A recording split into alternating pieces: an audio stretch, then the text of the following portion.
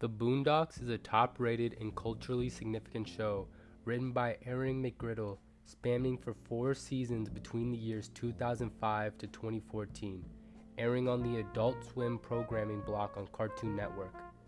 This show tells the fictional story of Huey, Riley, and Granddad living in a Woodcrest suburb as they had moved from the inner city. The Boondocks excels so well as a show due to its comedic enjoyment and storytelling ability when extrapolating different concepts related to the Black experience. Huey and Riley are the main characters of the show as brothers, but are vastly different in terms of their personalities and beliefs. Huey is a person who hates and detests many parts of Black culture, including Black movies, media that reinforces stereotypes, the food being promoted as soul food, and BET.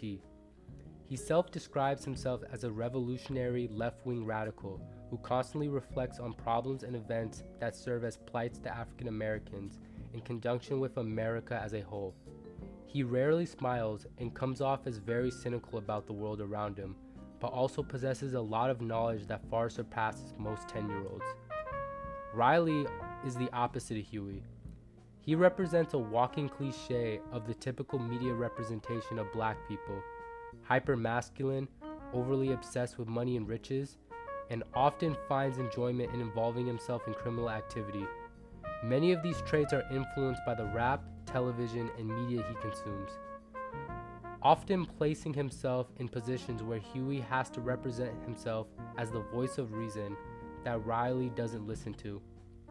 He is very brash and abrasive and very rarely listens to others, but displays a great talent when it comes to art, specifically with his graffiti. Other characters in the show are also created and written in the story and play very important roles. Uncle Ruckus, one of the most memorable side characters of the series, is an old elderly Black man with a deep hatred of Black people. He often reminds people of his dark complexion, being caused by a made-up disease called revitiligo, the opposite of what Michael Jackson had. Being the central antagonist of the show, he symbolizes the internal hatred that some African Americans have of their own kind and how that has been influenced by American media. He detests all Black people and constantly will prop up white people as a savior type. Even when called out on his bigotry, there's a constant referral that he uses in reference to Black people as being nothing better than just monkeys and baboons. Tom Du Bois is a middle-aged, rich district attorney who is depicted as being very corny and non-confrontational. Many of these traits are factored by his irrational fear of one day being sent to prison and being anally R-worded. He is married to a white woman named Sarah, in which they are both active members of the NAACP. He symbolizes the almost whitewashed Black man who assimilates very much into European culture and strays very much away from his African heritage and identity as much as possible. He also isn't very liked by Huey, as Huey views Tom as an individual who keeps the Caucasian power structure intact due to his identity and politics. Robert Freeman is the grandfather of both Riley and Huey. His exact age is unknown, but we do know that he served during World War II and was part of the civil rights marches in the 60s. Robert is a very prideful and intolerant individual who will constantly blame Huey and Riley whenever anything goes wrong, whether it's their fault or not. He is also a pathological liar and a womanizer with an attraction to women significantly younger than him. He is also very bad with money, as he uses both his grandson's inheritance to purchase their home in Woodcrest since he didn't have the money himself.